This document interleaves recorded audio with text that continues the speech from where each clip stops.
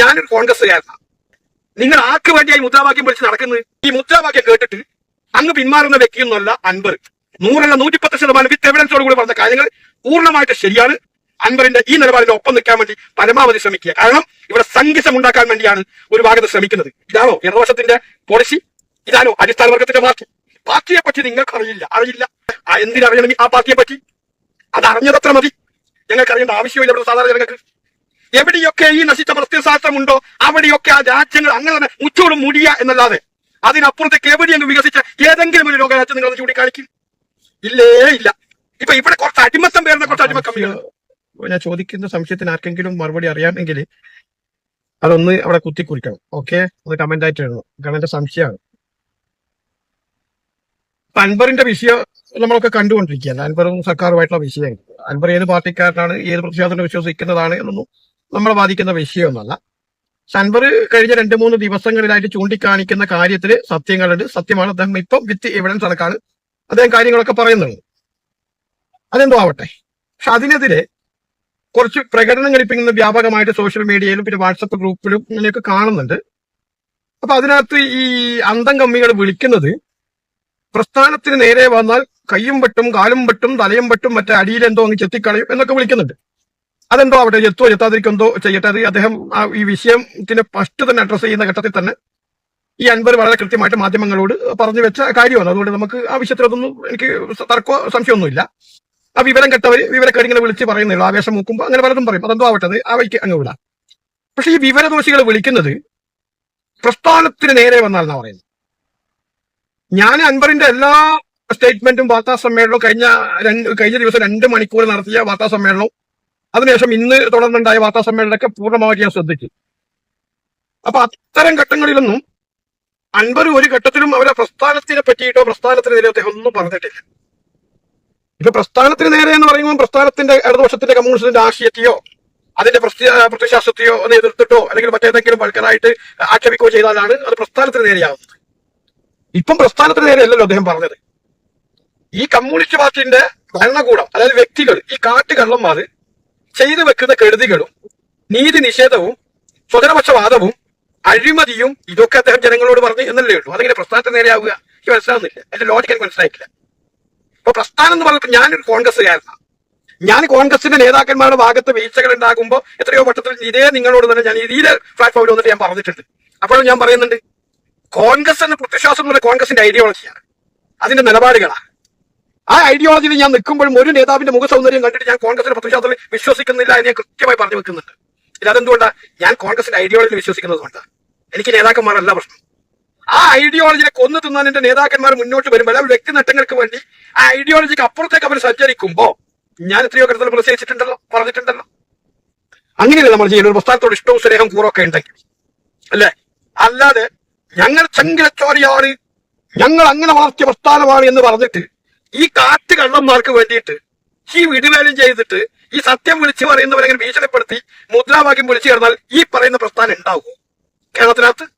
ഇതൊക്കെ കാണുന്നതും കേൾക്കുന്നതും ജനങ്ങളില്ലേ നിഷ്പക്ഷമായി നിൽക്കുന്നത്? ഈ 5ഉം 10ഉം ഏരിയ കമ്മിറ്റിയിൽ കുറച്ച് കൊല്ലാനും പിന്നെ ഈ ക്രൈം മെന്റാലിറ്റി ഉള്ളവരെ കൂട്ടിയാണ് വെച്ചിട്ട് അവരെ കൊണ്ട് മുദ്രാവാക്യം വെളുപ്പിച്ച് കഴിഞ്ഞാൽ ഈ പ്രസ്ഥാനം മുന്നോട്ട് പോകുന്ന ഇവരുടെ ധാരണ എനിക്കറിയില്ല. ഇതെന്താ ലോജിക്ക്? ഇപ്പൊ ഇതേ അവസ്ഥയിൽ ഇവർക്ക് പശ്ചിമ ബംഗാളിൽ ഉണ്ടായത്, ത്രിപുരയിലും ഉണ്ടായത് അങ്ങനെയല്ലേ? 35 വർഷക്കാലം പശ്ചിമ ബംഗാൾ അടക്കി ഭരിച്ചൊരു പ്രസ്ഥാനമല്ലേ ഈ കമ്മ്യൂണിസ്റ്റ്? അല്ലേ? അവരുടെ ദാർഢ്യം, അതായത് പ്രസ്ഥാനത്തിനേക്കാൾ അപ്പുറത്തേക്ക് നേതാക്കന്മാർ അവരുടെ വ്യക്തി നേട്ടങ്ങൾക്ക് വേണ്ടി പ്രസ്ഥാനത്തെ ദുരുപയോഗം ചെയ്യുമ്പോൾ ജനങ്ങൾ അത് തെറ്റ് തിരുത്താൻ നേതാക്കന്മാർ ആവശ്യപ്പെട്ടപ്പോൾ ഇതുപോലെ തന്നെ കുറച്ച് അവരുടെ അടിമകളായി നിൽക്കുന്ന കുറച്ച് കമ്മ്യൂണിസ്റ്റുകാരുണ്ട്. അപ്പൊ യഥാർത്ഥത്തിൽ സത്യത്തിന്റെ കൂടെ നിൽക്കുന്ന കമ്മ്യൂണിസ്റ്റുകാരെയൊക്കെ ഈ അടിമത്തം പേരുന്ന ചില നേതാക്കന്മാരുടെ പെട്ടി താങ്ങി നടക്കുന്നവർ മറ്റുള്ളവരെ ദ്രോഹിച്ചു. അവസാനം ഫലം എന്തായി? ഇപ്പൊ അവിടെ 0 ബാലൻസിലേക്ക് പശ്ചിമ ബംഗാൾ കമ്മ്യൂണിസമായി ഇല്ലേ? അതിന് ഉദാഹരണം തന്നെയല്ലേ ത്രിപുരയിൽ? അങ്ങനെയല്ലേ നമ്മൾ മനസ്സിലാക്കേണ്ടത്? എന്നതുപോലെ കേരളത്തിലെയും അങ്ങനെ ഈ പിണറായിസം കൊണ്ടുചെന്ന് എത്തിക്കുമ്പോൾ സ്വാഭാവികമായിട്ട് പാർട്ടിയോട് ഇഷ്ടവും ഈ പാർട്ടി രാജ്യത്ത് നിലനിൽക്കണം, സ്റ്റേറ്റ് നിലനിൽക്കണം എന്ന് പറയുന്നവര് ഈ ഭരണകൂടത്തിന്റെ തെറ്റായ നയങ്ങൾ ചൂണ്ടിക്കാണിക്കുമ്പോൾ അതിന്റെ കൂടെ നിൽക്കുന്നതിന് പകരം ഈ പിണറായിന്റെ പുറകെ നിന്നിട്ട് ഈ പ്രസ്ഥാനത്തെ നിങ്ങൾക്കറിയില്ല, ഈ പ്രസ്ഥാനം അങ്ങനെയാണ്, ഈ പ്രസ്ഥാനം ഇങ്ങനെയാണ്, ഇതിനകത്തൊന്നും മറ്റു നേതാവ് പോയിട്ട് എന്തെങ്കിലുമായോ? അത് കാലങ്ങൾ മാറിയില്ലേ സഖാക്കളെ? ആ 10-20 വർഷം മുമ്പുള്ള കാലത്തുള്ള ജനങ്ങളല്ലല്ലോ ഇപ്പോൾ ഉള്ളത്. ഇപ്പം വിവരവും വിദ്യാഭ്യാസവും ഓരോ ദിവസം കൂടുന്ന ഘട്ടത്തിലാണ് നമ്മൾ നിൽക്കുന്നത്. അപ്പൊ അതും ചിന്തിക്കണ്ടേ. അപ്പൊ ഞാൻ പറഞ്ഞു വരുന്നത്, ഇന്നിപ്പോ ഈ തെമ്മാടി മുദ്രാവാക്യം മുഴുവനും വിളിക്കുമ്പോ നിങ്ങൾ ആർക്ക് വേണ്ടിയാണോ കുയിലൂത്ത് പാടുന്നത്, അവരുടെ ഏതെങ്കിലും മക്കളോ കുടുംബക്കാരോ നിങ്ങളോടൊപ്പം ഉണ്ടായിട്ടുണ്ടോ? ഇല്ല. കാരണം എന്താ അറിയോ? അവരെ മക്കളും അവരും സുഖമായിട്ടൊക്കെ ജീവിക്കുന്നുണ്ട്, ആർത്തുല്ലസിച്ച് പൊട്ടി ചിരിക്കുന്നുണ്ടാവും. കാരണം എന്താ അറിയോ? അവരെ മക്കൾക്ക് പോലും ഇല്ലാത്ത ബേജാറും ബുദ്ധിമുട്ടും പ്രയാസങ്ങളാണ് ഇവിടെ അന്നന്ന് അധ്വാനിച്ച് ജീവിക്കുന്ന കൂലി തൊഴിലാളികളായ നിങ്ങൾക്ക്, അല്ലേ? നിങ്ങൾ ആർക്ക് വേണ്ടിയായി മുദ്രാവാക്യം വിളിച്ച് നടക്കുന്നത്? ആർക്ക് വേണ്ടിയാണ് ഇതിന്റെ പുറകെ സഞ്ചരിക്കുന്ന ഈ കേസും വക്കാലത്ത് ഉണ്ടാക്കി വെക്കുന്നത്? അത് പറയാന്ന് കേൾക്കട്ടെ. ഇപ്പൊ ഈ ഗവൺമെന്റ് വന്നതിന് ശേഷം അതിനകത്ത് മുദ്രാവാക്യം വലിക്കുന്ന ഒരുപാട് ആളെ ഞാൻ കണ്ടിട്ട് റൂമിൽ നോക്കുമ്പോൾ എല്ലാം ഞങ്ങളെ കൊണ്ട് പറഞ്ഞതുപോലെ അന്നന്ന് അധ്വാനിച്ച് ജീവിക്കുന്ന ഗണത്തിൽപ്പെട്ടത് നമ്മുടെ മുഖ പൈസ കൊണ്ടാ മനസ്സിലാവുമല്ലോ. അത്തരക്കാരോട് ഞാൻ ചോദിക്കുക, നിങ്ങൾ കഴിഞ്ഞ 8 വർഷങ്ങൾക്ക് മുമ്പ് ജീവിച്ച അതേ സാഹചര്യമാണോ ഇപ്പൊ നിങ്ങൾ ജീവിക്കുന്നത്? അറിയോ? നിങ്ങൾ മനസ്സിലാക്കിയോടെ ഈ ഗവൺമെന്റ് വന്നതിന് ശേഷം അറിയോ? നിരന്തരം ജനങ്ങളെ പട്ടിണി പാവങ്ങളെ പോലും ജീവിക്കാൻ അനുവദിക്കാത്ത ഒരു നാണം കെട്ട ഗവൺമെന്റല്ലേ കേരളം ഭരിക്കുന്നത്? സർവത്ര മേഖലയും വളവർദ്ധനവ് ഇല്ലേ? നികുതി വർദ്ധിപ്പിച്ചു, ടാക്സ് വർദ്ധിപ്പിച്ചു. ഒരു പാവപ്പെട്ടവൻ എവിടെന്നെങ്കിലും ബാങ്കിൽ നിന്നോ ഇവിടുന്നോ ലോൺ എടുത്തൊരു വീട് വെക്കാന്ന് വെച്ചാൽ അതിനും പറ്റാത്ത സാഹചര്യം. 8 വർഷം മുമ്പ് 1000 രൂപ ഉണ്ടായ ഒരു വർക്ക് പെർമിറ്റിന് ഇപ്പൊ 25,000 രൂപ കൊടുക്കണം. ഇനി 1000 സ്ക്വയർ ഫീറ്റ് അങ്ങ് ആയിപ്പോയിട്ടുണ്ടെങ്കിൽ 30,000 മുകളിലേക്കാക്കി ഈ നാളം കെട്ട ഗവൺമെന്റ്, അല്ലേ? ഇതാണോ ഇടതുപക്ഷത്തിന്റെ പോളിസി? ഇതാണോ അടിസ്ഥാന വർഗത്തിന്റെ പാർട്ടി?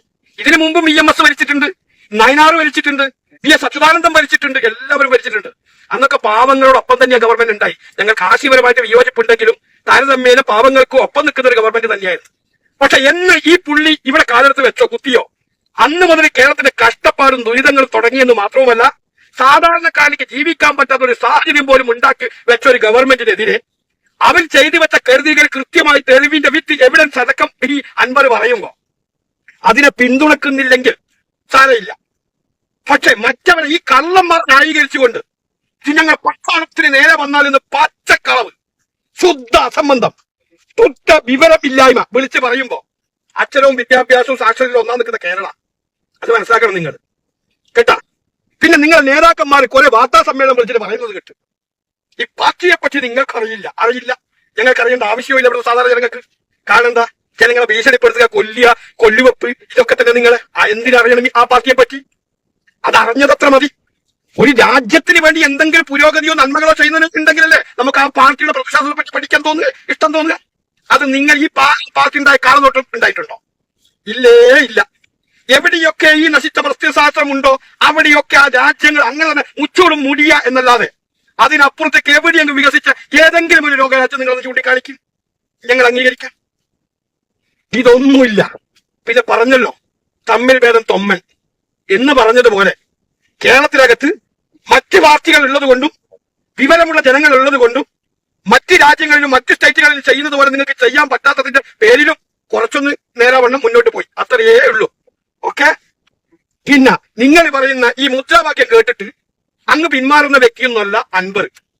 ആ മനുഷ്യൻ മുന്നോട്ട് വെച്ച ആശയത്തിന് ഒരടി പോലും പുറകോട്ട് പോകത്തില്ല എന്ന് അർത്ഥസംഘക്കടയില്ലാതെ പറഞ്ഞിട്ടുണ്ട്. നിങ്ങൾക്ക് വലിക്കാണെങ്കിൽ വലിച്ചോ എന്ന് അദ്ദേഹം പറഞ്ഞത് മനസ്സിലായ? അപ്പൊ അത് അൻവർ വെറും ഊളയും പൊട്ടനും അല്ലാന്നും കൂടി നിങ്ങൾ അങ്ങ് കരുതേക്കണം. കാരണം എന്താണെന്നറിയോ? അവൻ ഇതൊക്കെ ചെയ്യുന്നുണ്ടെങ്കിൽ അവനിക്കും അറിയാം ഇതൊക്കെ ഏത് തരത്തിലേക്ക് പോകുന്നു, എങ്ങനെയൊക്കെ സംഭവിക്കുന്നു ചിന്തിക്കാനുള്ള വിശേഷ ബുദ്ധിയും ആ പറയുന്ന അമ്പറിനുണ്ട്. അല്ലാതെ കുറച്ച് ഈ അടിമത്തം വരുന്ന സഖാക്കൾ, എല്ലാ സഖാക്കളെയും പറയുന്നത് നല്ല എത്രയോ നല്ല സഖാക്കളുണ്ട്, ഞാനായിട്ട് സംവാദം നടത്തുന്നവരുണ്ട്, അവർക്കൊക്കെ ഈ ഗവൺമെന്റിനെയോട് ഈ പ്രസ്ഥാനം അവരുടെ ഇഷ്ടപ്പെട്ട പ്രസ്ഥാനം നശിച്ചു പോകുന്നവർക്ക് വലിയ വിയോജിപ്പും അമർശങ്ങളൊക്കെ ഉണ്ട്. അതുകൊണ്ട് അവരൊന്നും പ്രതികരിക്കാനൊന്നും മാറി അങ്ങോട്ട് നിൽക്കുന്നതേ ഉള്ളൂ. മനസ്സിലായ? ഇപ്പൊ ഇവിടെ കുറച്ച് അടിമത്തം പേരുന്ന കുറച്ച് അടിമ കമ്മികളുണ്ട്. ഈ പിണറായി വിജയൻ രാവിലെ എഴുന്നേറ്റ് തൂറി വെച്ചിട്ട് ആ പിണറായി ഈ അടിമ സജാക്കളോട് പറയുന്നത് ഞാൻ തൂറിയതല്ല, അത് അടച്ചു വെച്ച ചന്ദ്രമാണ് എന്ന് പറഞ്ഞു കഴിഞ്ഞാൽ ഒരു നാണ ഉളുപ്പില്ലാതെ ആ തീട്ടം വാരി മുഖത്ത് പുരട്ടുന്ന അടിമത്തം പേരുന്ന അന്തം കമ്മികൾ തന്നെയാണ് ഇന്ന് ഈ പ്രകടനം വിളിച്ചെന്ന് ഞാൻ മനസ്സിലാക്കുന്നത്. അല്ലെങ്കിൽ ബോധവും വിവരമുള്ള ഒരാളും. കാരണം എന്താ? അൻവർ പറഞ്ഞു വെച്ചത് അൻവറിന്റെ കുടുംബത്തിലേക്ക് വേണ്ടിയിട്ടല്ല, അല്ല അൻവറിന് നാളെ എന്തെങ്കിലും നട്ടങ്ങൾ ഉണ്ടാകും എന്നുള്ളത് കൊണ്ടല്ല.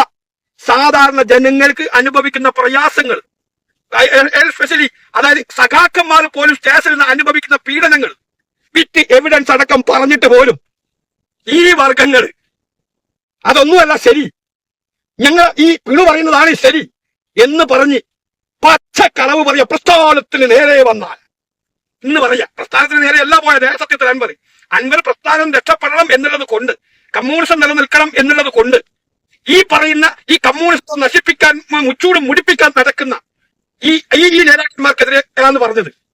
എന്നിട്ടാണ് അവർ നേരെ അതിന് ഉൾട്ടിയാക്കിയിട്ട് 4 ബോർഡും വെച്ച് 4, 5, 3, 7 ഒരു ടൗണിലേക്ക് ഒരു പ്രകടനം അങ്ങ് നടത്തി. അങ്ങനെ കഴിഞ്ഞു കഴിഞ്ഞാൽ ഇതൊക്കെ അങ്ങ് വായി അടപ്പിക്കുന്ന ഇവർ ധാരണ. പക്ഷെ അൻവർ കൃത്യമായി പറഞ്ഞിട്ടുണ്ട്, 16 സ്റ്റേറ്റിലെ 16 ഇടങ്ങളിൽ അദ്ദേഹം പ്രസംഗിക്കുന്നുണ്ട്. അദ്ദേഹത്തിന് റൈറ്റിന്റെ അവകാശമുണ്ട്. എന്താ റൈറ്റില്ലേ? അവകാശമില്ലേ? നിങ്ങളെ നേതാക്കന്മാരെ വിമർശിക്കാൻ പാടില്ല എന്ന് ഇന്ത്യന്റെ ഭരണഘടന എഴുതി വെച്ചിട്ടുണ്ടാണോ? തെറ്റ് ചെയ്താൽ ആരെയും വിമർശിക്കും, ആരെയും പറയും, ചൂണ്ടിക്കാണിക്കും, ഇല്ലേ? രാജ്യത്തിന്റെ പ്രധാനമന്ത്രി തെറ്റ് ചെയ്താൽ ഞങ്ങൾ ഇവിടെ വിമർശിക്കുന്നില്ലേ? എന്തൊക്കെ മുദ്രാവാക്യം വിളിക്കുന്നില്ലേ? നിങ്ങളെ നേതാക്കന്മാരടക്കം ഈ രാജ്യത്തിന്റെ പ്രധാനമന്ത്രി തന്തക്ക് പോലും വിളിച്ച സ്റ്റേറ്റ്മെന്റ് ഉണ്ടായിട്ടില്ലേ? ഏതെങ്കിലും BJP-കാരൻ വന്നോ? നീ അവരെ തടയാനും ഇങ്ങനെ മുദ്രാവാക്യം വിളിക്കാനും വന്നില്ല. അതും പോട്ടെ, കോൺഗ്രസിനകത്തുനിന്ന് 3 4 നേതാക്കന്മാരെ നിങ്ങളെ പാർട്ടിക്കകത്തേക്ക് നിങ്ങൾ വലിച്ചു കൊണ്ടുപോയില്ലേ?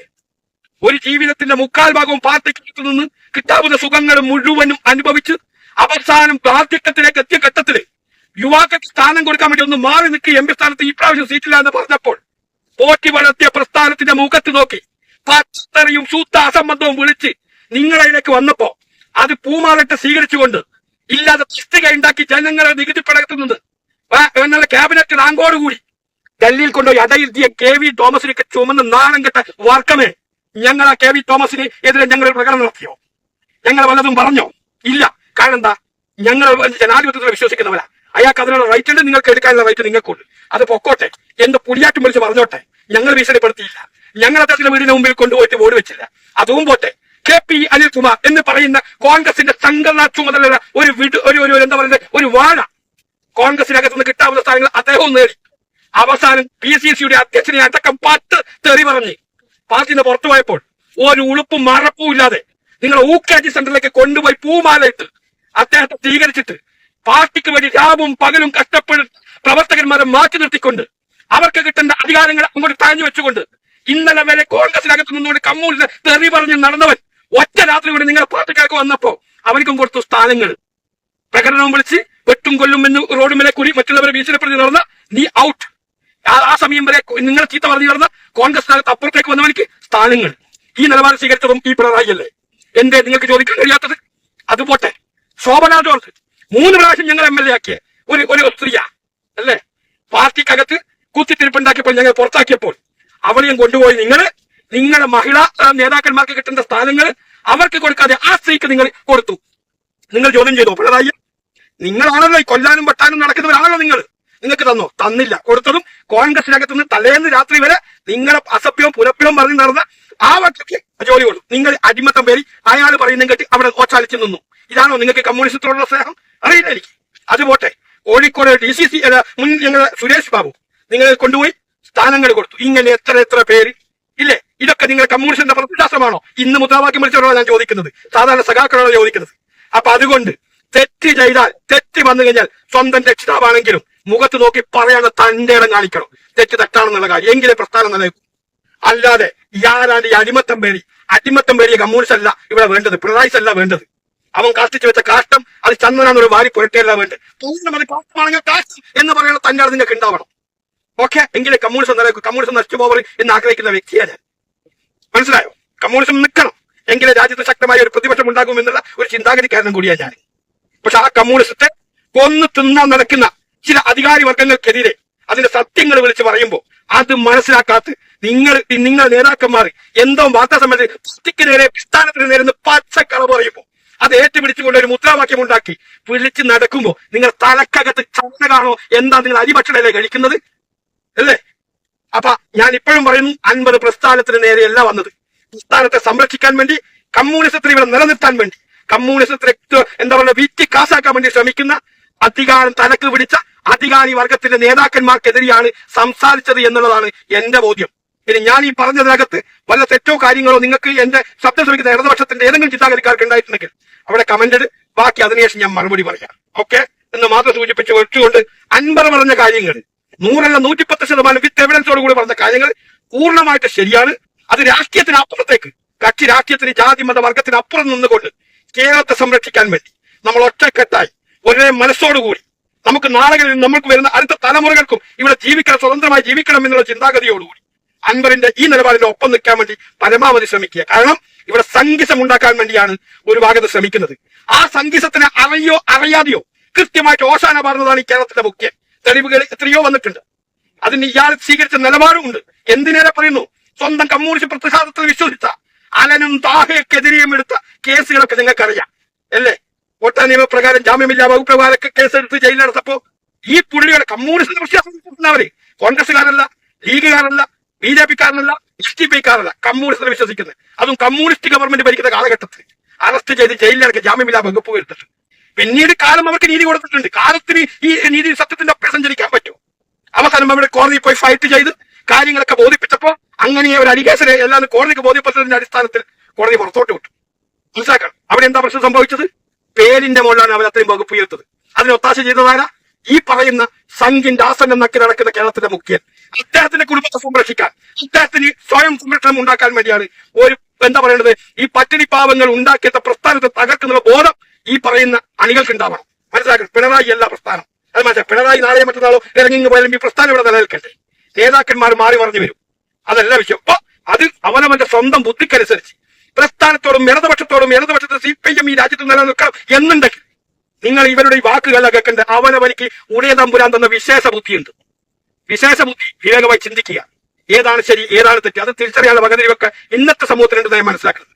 അല്ലാതെ ഇവരൊക്കെ പറയുന്നത് മൈക്കിന്റെ മുമ്പിൽ വന്ന് തള്ളുന്നത് കേട്ട് ഇവന്റെയൊക്കെ മക്കളെ സേഫ് സോണിൽ ഇരുത്തിക്കൊണ്ട് ഇവനൊക്കെ സേഫ് സോണിൽ ഇരുന്ന് AC കാറിലും AC റൂമിലും ഇരുന്ന് എന്തെങ്കിലും പറയുമ്പോ അതും കേട്ടിട്ട് അന്നത്തെ അന്നത്തിന് വേണ്ടി അന്നത്തിന് വേണ്ടി അധ്വാനിച്ച് ജീവിക്കുന്ന നിങ്ങളെപ്പോലുള്ളവർ റോഡും മേലെ വീണ് പിടഞ്ഞു മരിക്കുന്നവരല്ല.